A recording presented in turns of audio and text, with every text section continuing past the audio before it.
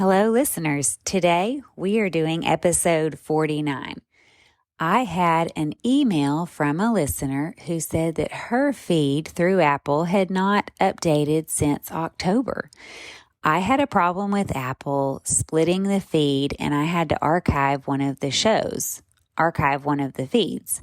What this did was kept some listeners from receiving the updated episodes every week. If this is you, delete and unsubscribe from Come Over for Dinner, search for it, and then resubscribe.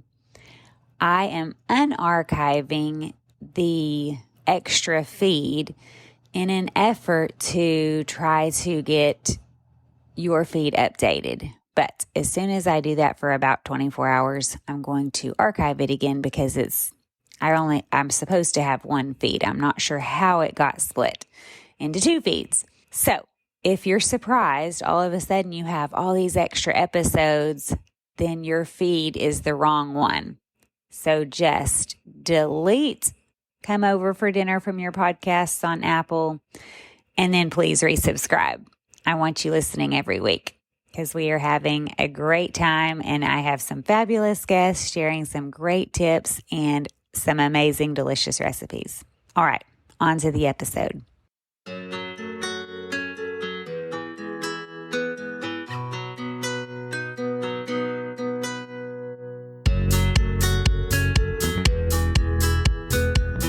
Hello, and welcome back to another episode of Come Over for Dinner. I'm so glad you're joining me. Today I have a very special guest. Her name is Holly Berry. She is married to Adam. She has 3 children ranging from 10 to 17, 2 girls and a boy. And she has been a kindergarten teacher for 5 years at Logos School, and her husband Adam has been the facilities manager for even longer than that. So I am so excited to interview her today. She was born and raised in Moscow, Idaho. Her father and grandfather were farmers here, and she knows this place better than anybody else and has been in the community for a very long time and has practiced all sorts of hospitality. Welcome, Holly. Oh, I'm so glad to be here. Thank you, Bess. So tell us a little bit more about yourself and your family. You and Adam have been married for how long? Oh, this year will be 20 years. And it's gone fast. Wow. Yes. Yeah. Sometimes it feels like a blink. And then other times I'm sure it feels like, oh, forever and ever. I think it's felt like a blink, especially as, you're watching your children grow up simultaneously. Like, where did the time go? Truly. So yeah, 20 years coming up, June this month. And we met in Coeur d'Alene, so we're both Idaho people. Adam always thought he'd never live in Moscow, Idaho, and yet this is where God brought us, and I love it. I love that I'm here where I grew up and get to, rub shoulders with people that I've known for a long time, and then new people, lots of new people coming to Moscow, which is really fun too. So do the people in Coeur d'Alene kind of look at Moscow and say, I won't move there? Well, I think particularly for Adam, he likes to be near water. And Coeur d'Alene is a resort type town with a huge lake, I guess. Yes. And it has some beautiful spots. It's very beautiful. And I think, down here in Moscow, the place has a different kind of beauty, the rolling hills and, farmland, that sort of thing. Coeur d'Alene, more trees, more water, which is just more his bend. But Moscow has grown on him.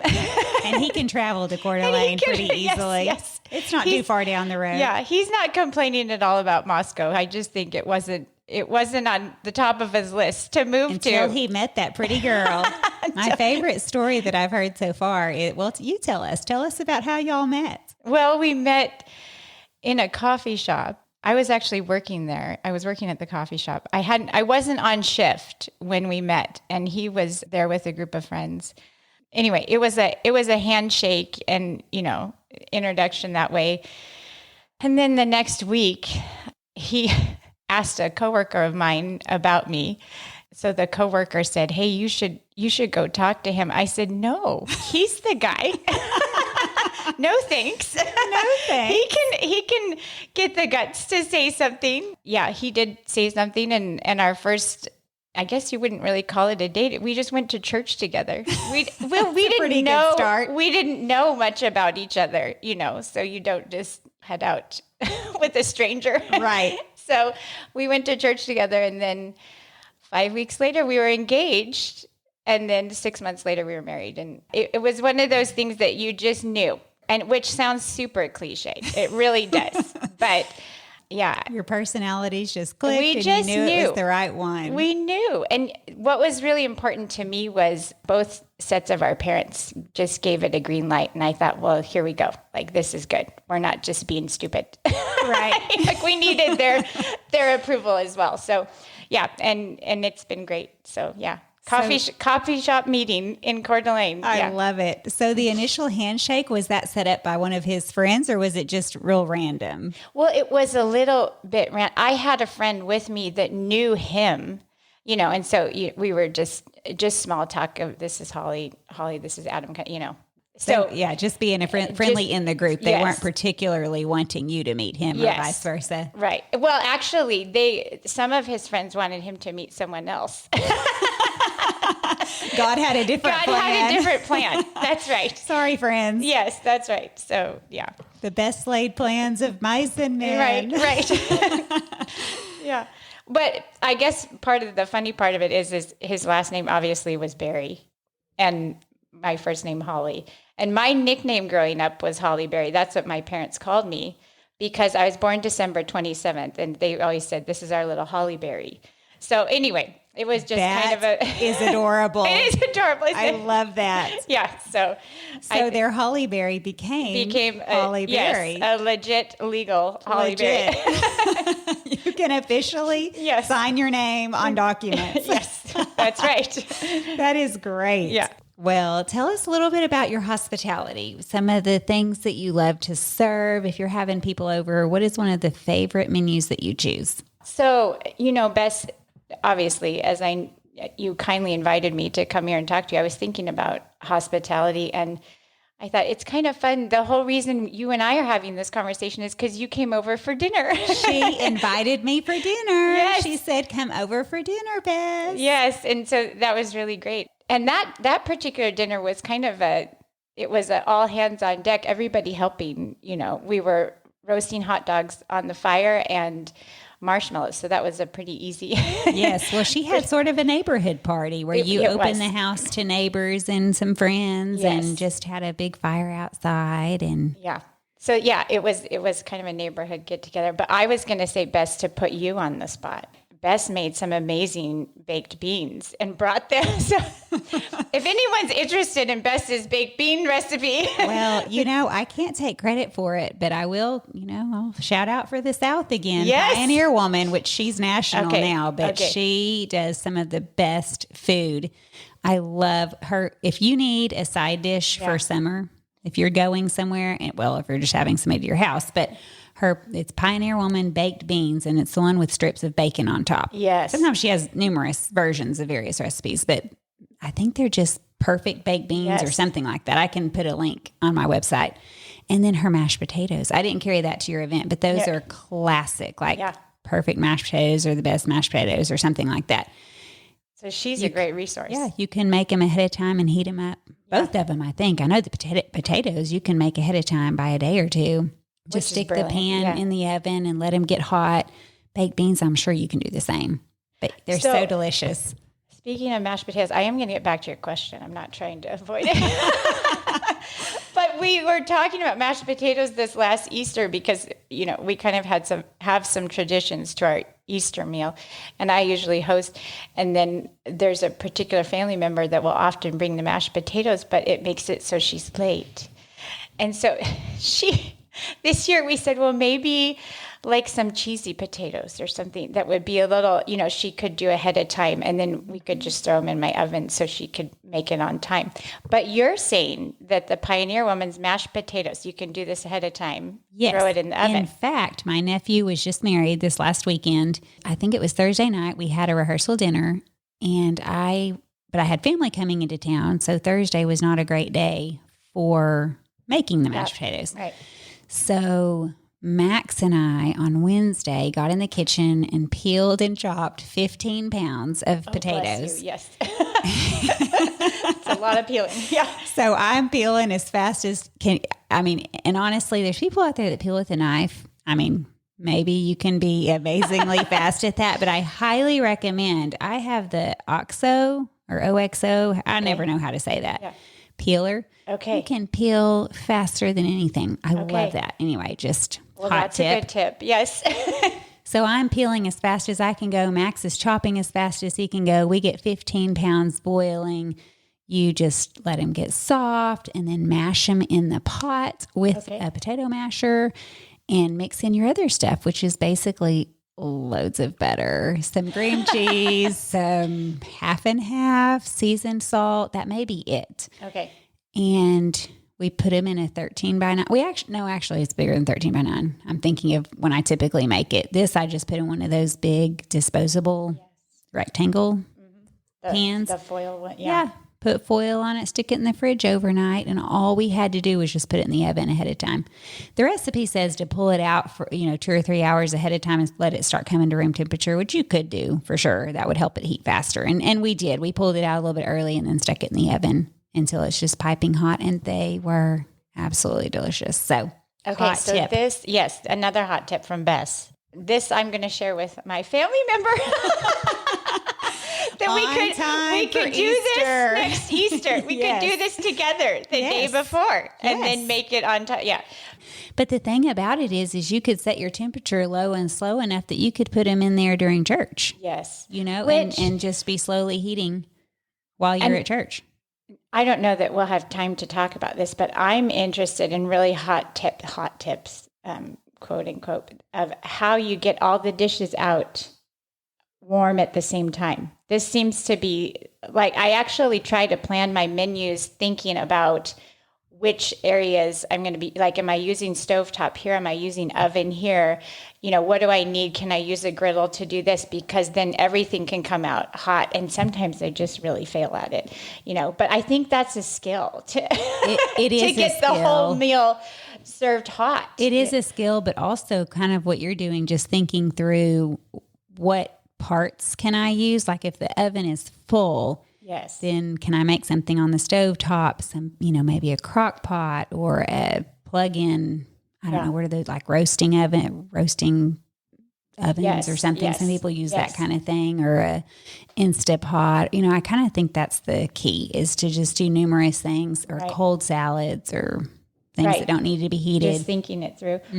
So when you were asking what do I like to serve, I do love, now this is simple. It's not homemade in any way, but just getting from the store already prepared garlic bread. So we stumbled on, when we went to Camino Island with some friends. I hope I'm saying that correctly. And we were there at a beach house and the electricity went out. So then it was cooking without electricity. Now they did have a gas stove. And so we were heating the bread on the stove top. So the way we did, we just sliced it and then had a pan, and it was like we toasted both sides of the garlic bread. That would be good. And it was a home run. Like my family was like, this is how we always need to do bread. So it's hot kind tip. of, so funny situation that ended up being a real crowd pleaser. So I will get my griddle out a lot of times, which is another heat source that doesn't have to take up my oven or my stovetop, and slice the garlic bread and then just toast both sides of it on the griddle. And it actually looks really nice too. And you don't butter it ahead of time or anything. You just toast it because there's the butter in the middle. There's the butter in the middle, and I will put butter on the griddle. Okay. And then, just toast both sides with the butter, because it looks nice when you put it out on a platter and then it's warm and everything. So that was you toasting it the butter side? Or do you slice it and then toast? You know what I'm saying? Like you can cut it two different ways. Right. So I slice it where there's like the top and the bottom with the butter in the middle. Okay. And then I'm toasting it, like I lay it on its side. That makes sense. And then I toast it on both sides. Okay. And which it ends up melting the butter in the middle. And then you've got speaking of butter, Bess. All things butter. All things butter. Yes. And so you've got the butter on both sides and toast it. So that's a bread that I'll do a lot of times. But I was also thinking, I think I choose different menus depending on how many people, how much time do I have leading up to it, and how much wiggle room is there in the budget. That's true. That kind of comes into play Comes sometimes. into play, especially based on numbers. Yes. Real quick, before you tell us, one other hot tip, if you do big hospitality a lot and the problem of hot food is coming up a lot, some people invest in a hot box. I don't know if you've ever heard of that, but it is pricey. But if you're using it all the time, it is a place to put food and it stays a certain temperature. Yeah. Keeps it warm. So then when you're pulling things out of the hot box, it frees up your oven space, but it also keeps it the temperature you want it. So just Another hot tip. Hot tip, Bess. It's the comedy show as well. These poor people listening are about to turn it off. Well, we're having a good time. We're having a great time. Oh, dear. So one of the menus I will do if it's not a huge crowd, and my husband loves this, it's a salmon fettuccine Alfredo. And I've never heard of salmon with fettuccine Alfredo. I've always done chicken. So this is a fun tip. Well, yeah, he loves it. I was thinking about, I don't really consider myself a good cook, but I do. I just like to say yes to hospitality. So then you fall into these things and have to get things figured out. But I've learned over the years, what he likes and then what I can duplicate for groups. But he loves the salmon. So salmon fettuccine Alfredo is one that I came up with. And the way he likes it cooked is you just take the salmon fillets and then like a 9x13 glass pan. And I'm all about olive oil. Olive oil in the bottom, put the salmon fillets in there. And you can do frozen if you haven't prepared ahead of time. It's best for it not to be, but you can. And then I just pour Italian dressing over it and then slice cream cheese. So you can slice it if your knife is sharp enough, and then lay the slices on top of the salmon, and then you just bake it. And it's really good. And then I like to serve it kind of aesthetically pleasing, I guess is what you would say. So I do a big batch of fettuccine Alfredo, and then I just lay the salmon fillets on top of it. And so people can kind of a family style sort of thing. So that's one that if it's not a lot of people and there's room in the budget, I like to serve that with the toasted garlic bread, and then a salad is one that I will do. So that sounds perfect for summertime. Yes. Yeah. And delicious. And I need this. Well, the recipes. The She's going to have simple. to give me the recipes now that she's mentioned it on the podcast. The recipes will be posted. I feel like I did. It's Italian dressing and cream cheese. That is so simple. It's so simple. Yeah, it's a simple one. Throw it in the oven. So, and then you've got your stovetop that you're using for your fettuccine and your griddle. Do you have a favorite salad? I like lots of different veggie toppings in lots of bowls, and then romaine. And so I kind of like to do a salad bar, so everybody's pleased. I actually do have picky vegetable people in my house. So when I put the vegetables in, they're eating around it kind of thing. So I just kind of like to set it out as a salad bar, like lots of veggies in different bowls, and then come through. And we were invited to some sweet people's house 2 weeks ago, and I brought my salad bar because they said, "Would you bring salad?" And I just brought it all, and they thought it was the best thing ever because they had a lot of people that had opinions about their vegetables as well. You can build your own. Yes. Yeah. Do you set out the same Italian dressing, or do you make dressing, or just I don't make dressing. get a variety? I just get a variety. My husband's favorite is blue cheese and Caesar, which is not always a winner for everybody. So I do like to, not two separate, not together. Blue cheese and Caesar. I haven't seen that. You said it really fast. Yeah, so sorry. I see two different ones. Okay. Blue cheese, Caesar. So anyway, I just set out a variety of dressings. And, okay. What about desserts? Do you typically serve a dessert? I think so. Your kids. I should ask your kids. Yeah, kids, you what should. is mom supposed to serve for dessert? So the last dessert kick that I was on was a chocolate peanut butter layered dessert. And Bess, Be still my beating heart. I love chocolate and peanut butter. Which, speaking of, recently I don't remember whose podcast it was, but we did a questionnaire on Instagram where, what is your favorite ice cream? What is your favorite sorbet? That kind of thing. Yes. People could put their favorites up there, and that was really fun. Yes. But somebody said peanut butter chocolate Haagen-Dazs. Oh. It's my new favorite. Okay. I love it. It is so delicious. If you are a chocolate peanut butter fan, it is so good because Reese's, in my opinion, does not taste like peanut butter anymore. It's just so sugary. It is sugary, yes. And you taste it and you're like, this is not a peanut butter flavor. Does it taste waxy to you, or is it just me? There's something waxy that seems like it's happening with Reese's. Yes. As a kid. And now I don't know if it's my tastes have changed or they've gotten a little cheaper in their ingredients. I have no idea. But it's hard to eat a Reese's anymore. So this ice cream was amazing because you could taste, I mean, it's real peanut butter swirl throughout in this chocolate ice cream. It was so good. Oh, good tip. Thank you, whoever answered that. Yes. I did try it from the grocery store. It's really good. So anyway, so I'll get the recipe on that because I'm thinking the last time I made it was around Christmas. And I realized as you're asking, do you offer it for hospitality? It's such a kindness when guests are like, what can I bring? And a lot of times I'll have them bring dessert. It's not a bad idea. Yeah. So that's just really sweet when people offer that. So I haven't done a dessert in recent days. I typically, when I'm doing a dessert, I make sure someone's coming over so it doesn't sit on the counter for me to eat day after day after day.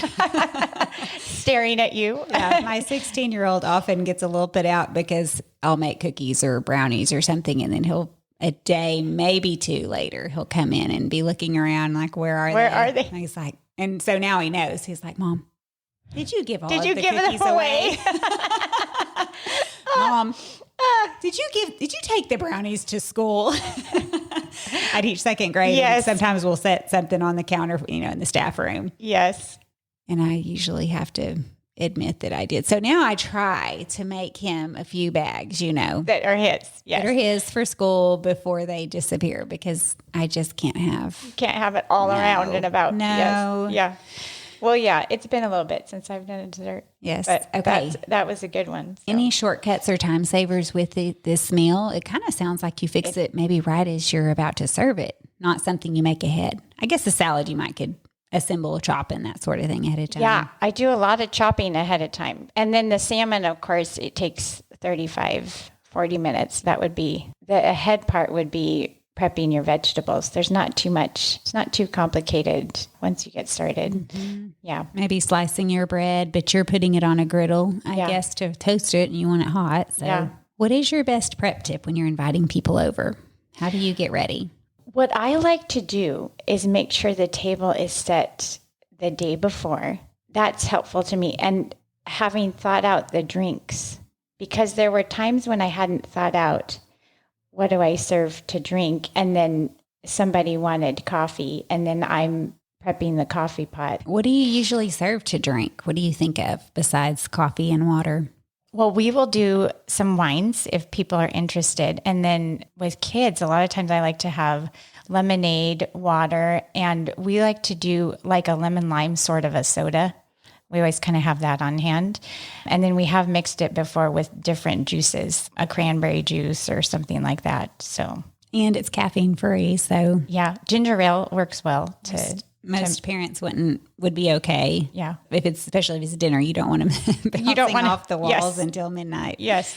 With their Coca-Cola. Which I think is something to think about when you're offering hospitality is the age of your guests. All the way from what time you have dinner and are these little people needing to go home because their bedtime's actually 7:30. Right. Don't invite them over at 7 if they have little tiny kids. So thinking about all those, and I was going to say that when the budget isn't quite as free, this is something we kind of stumbled in, and it's been really fun, particularly if kids are coming over, is we'll do pancakes. And because apparently I'm a griddle person, I get my griddles out. I have more than one. It's just fun to serve up pancakes for little people. We had some people come over and their kids were actually really shy, but they sat at my breakfast bar while I was making all these pancakes. And we just got to know each other and talked. It was really fun. And they thought when you drip a little batter and get a tiny, tiny pancake. And so then I give it to them. So anyway, the age of your guest, kind of thinking through that and what they would enjoy. Pancakes are kind of an inexpensive way to go. If you've got kiddos coming over and there's not a lot of room in the budget, they really get into that. So that is a fabulous idea. Yeah, it's been fun. And we host a parish group at our house every other Monday, which has quite a few people. And you can pump out some pancakes in no time for, Yes. So yeah, that's been a fun one that we've done. I love to have the mini chocolate chips on hand. Ghirardelli's my go-to. Yeah. But the mini ones, because my son loves to do pancakes with mini chocolate chips on top. Yes. Yes. Or sprinkled on the batter right as you're pouring it. Yes. And his friends. Always better with some chocolate chips. Better. Yes. That's optional. Yeah. But yes, we do love to serve pancakes or waffles. We've done waffles when my kids are growing up. We did a lot of waffles. Yeah. But that does take a little bit longer. If you have a griddle full of pancakes, and if you have multiple, you could really crank those out. Yeah, and we've done that, cranking out the pancakes. I love it. That is a fabulous idea. Yeah. What is your best advice for showing warm hospitality to those coming into your home?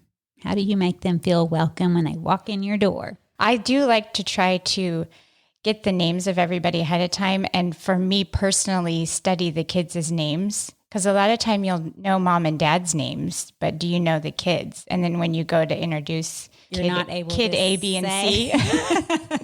That is important. So yeah, I do try to study the names ahead of time so you can do an actual quality introduction, I guess is what I would say when they come in. And then offering, drinks or something that they can have right away. What is your must-have kitchen item and where can we find it? Okay, Bess, I feel like we're going to giggle on this one. So I do have a must-have kitchen item. And I think I feel like this is the must-have because I do chop a lot of vegetables, like I was saying with the salad.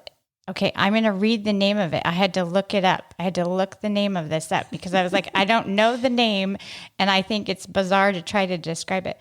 It is called the Smart Vegetable Cutter Clever Chopper. I have never heard of this. Okay. And I mean, just so you can try to get a visual, it's similar to a pair of scissors. However, it doesn't have scissor blades. It has like a cutting board for one of the, what would you call it? A blade or arm? Yes. One of the arms is a cutting board. And then the other arm is a knife.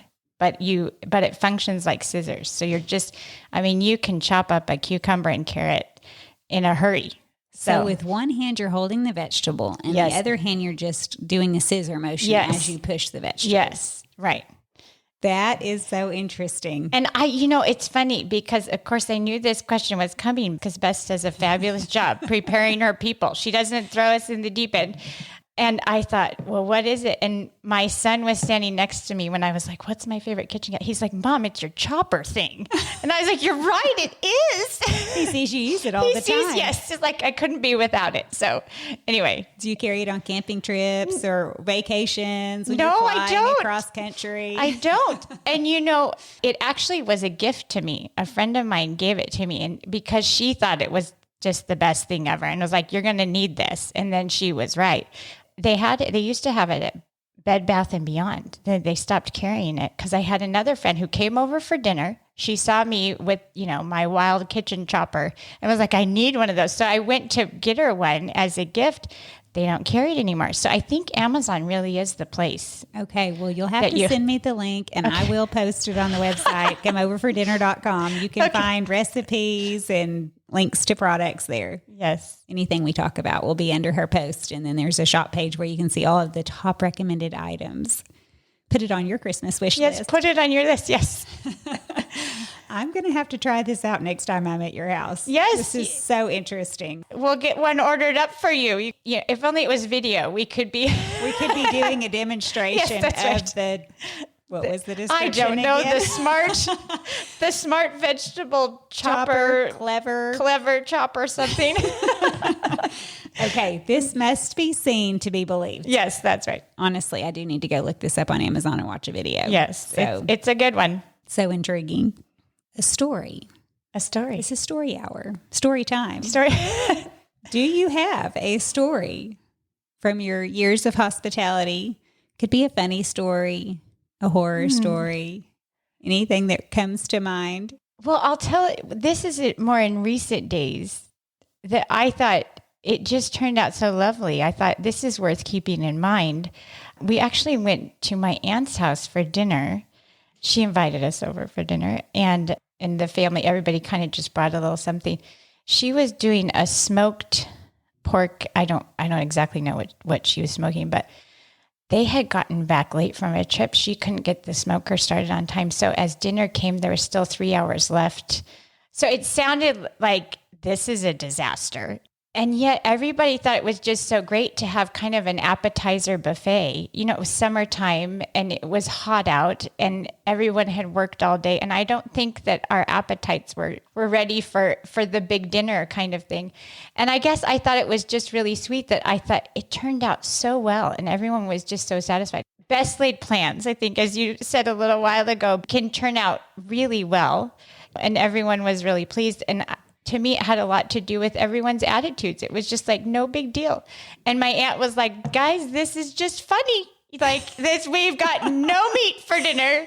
And yet it was a good time. So she laid out just all the other things that were kind of just a real light, summery meal. Yeah. But we never did get to we never got to the smoked meat. Yes. And yet, you know, and everybody was happy. Everybody was happy, satisfied with what else was there. Yes, that's a great story. And I think something you and I talked about when you were over for dinner was there is a difference between hospitality and entertaining. And hospitality says, "Please come," and I'm thinking of you, and it's not me who's the center of attention as the hostess. And I appreciated how my aunt just laughed it off and thought it was so. You know, it could have been a real bummer and a disaster of a feeling sort of thing. But she just laughed it off and just, guys, come anyway. We've got no meat and here we go.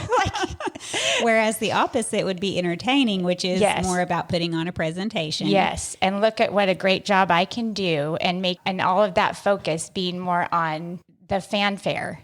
So anyway, I just loved that she was just so cheerful and sweet about it. And we had such a good time. That's wonderful. Yeah. I really do try to practice that. I feel like God gives me circumstances to make me grow and become better and better about being able to do that. In fact, do you have a story, Bess? Speaking of story time, do tell. We were just talking about that this past weekend.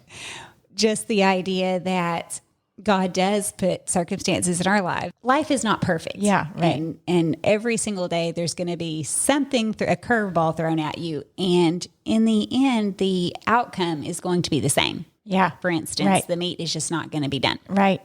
Outcome's going to be the same. But there's two roads down that path. Two choices of how your attitude's going to be. Poor or like your aunt did, just kind of laugh it off and we're going to make it through. Plan B. Just have a good attitude, even though there are problems to solve. So I'm still learning that because God, he keeps throwing me curveballs. Yeah. Bess, one thing that came to mind, this was impacting for my thought process. Like it was something that stuck with me. Our superintendent, the school that Bess and I worked for, had been gifted something, and our superintendent thought, how great, like our school's been given this wonderful gift. Now you can always take something that God's meant for good and really mess it up. Like how could we mess it up? And he thought, we don't want to do that. But kind of just thinking through what's been put in front of us and what's been given to us, and how do we do this well and not fall into the ditch of making it about me or feeling entitled or whatever the sin temptation is. But the way that he phrased, okay, we've been given something in front of us. How could we mess this up? Well, we sure could. We could if we did that or the other thing. If we weren't thinking about it. If we weren't thinking about how do we open-handedly honor the Lord with this, Yes. What is the best response to the gift God has given us? And what is in life on our daily decisions, what is the response that God expects out of us right now in this circumstance? Right. So as I mentioned earlier, my nephew was married this past weekend. My great aunt and uncle from California came to stay with me, and my dad flew up from the South to stay with me as well. And my aunt and uncle had been there overnight. Of course, the prep before they come, we are just making sure everything's perfect and The floors are steam mopped and Yes, everything's all the ready things. and beautiful and flowers in the room and Yes. extra water bottles. And they've been there one night. My dad is about to walk in the door. He's driving down from the airport. He is going to walk in about 30 minutes. And Max and I are heading over to help my sister with the rehearsal dinner. We're helping in the kitchen, plate salad, serving, that sort of thing. We're literally 10 minutes from walking out the door when Max steps in the hall and says, "Mom, there's water all in the hall." Oh. And I'm thinking instantly like the washing machine, but I'm not running any clothes. Yeah. And so I kind of tiptoe out in the hall and it's full of water.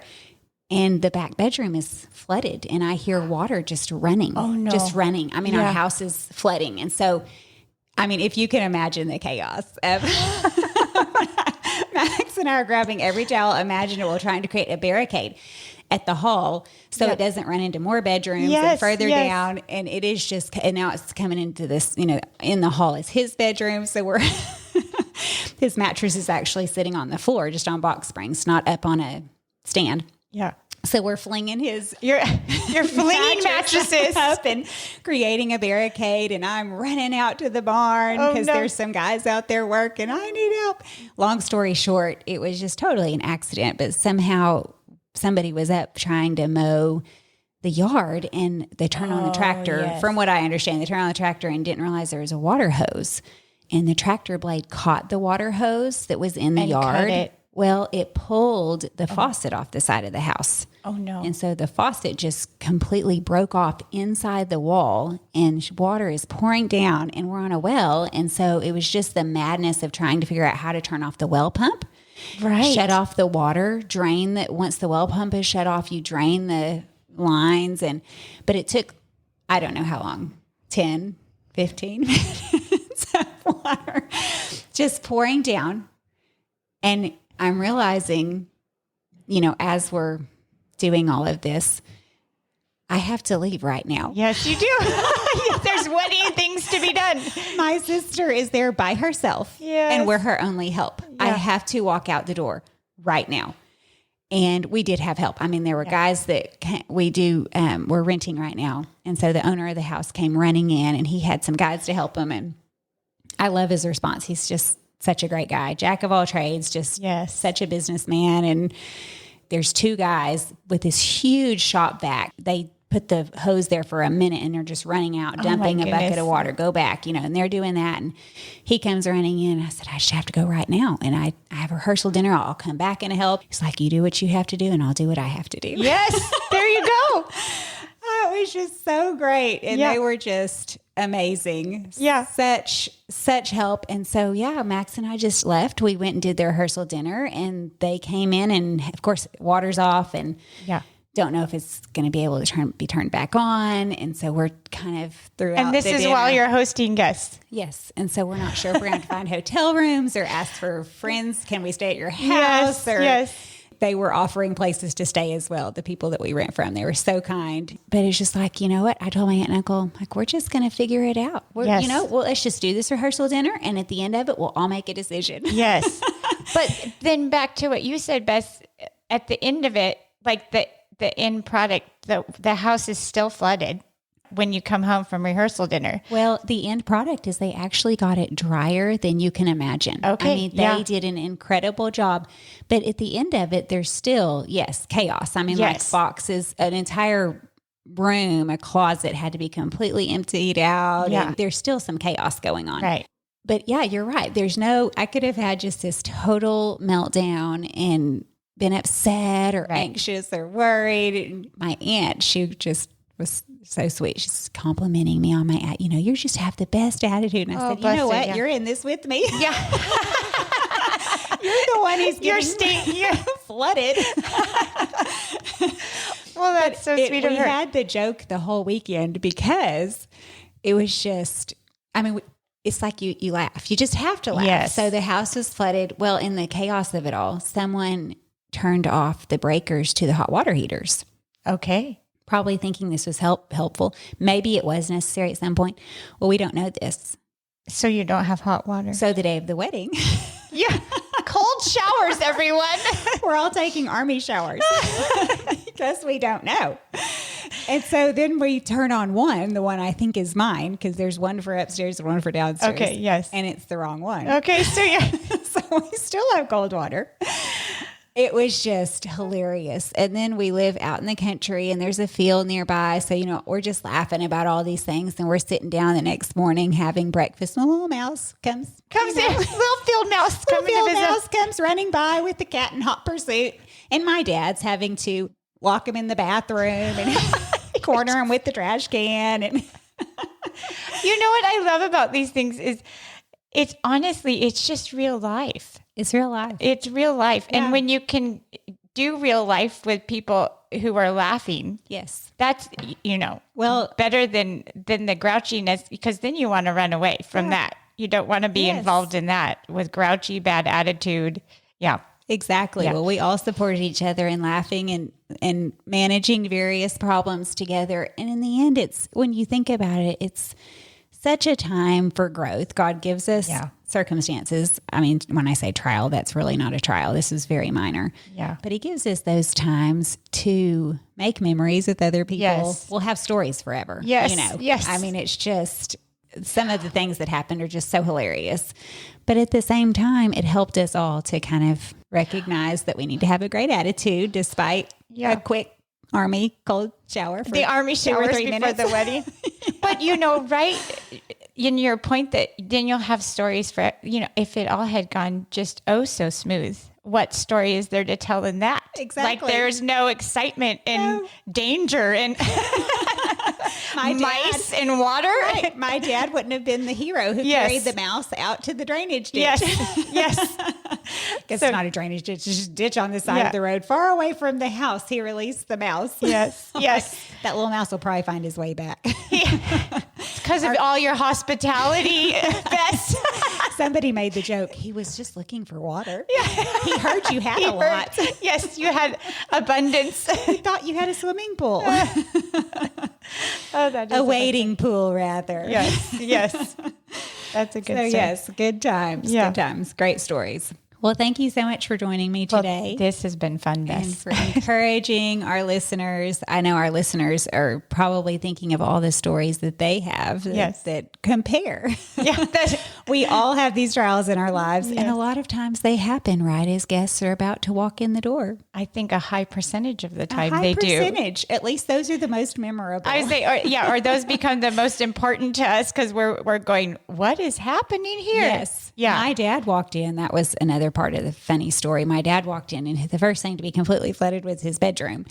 And he walked in with his luggage, hi. Yeah. Like, hi. Can you just maybe drop your luggage right there by the front door and don't walk any further? Oh, and I got to run. Yeah. Oh, and your bedroom's flooded. So if you need to change clothes, maybe take the closest bathroom. I don't think it's flooded yet.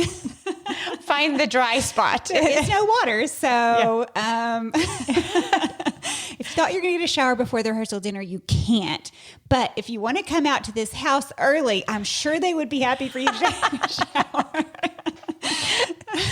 And again, the memories. Oh, yeah. He just rolled with the punches. He's like, no, I'm just going to change out of these airplane clothes. That's all I need. That's all I need. Anyway, great times. Yeah. All right. Well, until next time, bye for now.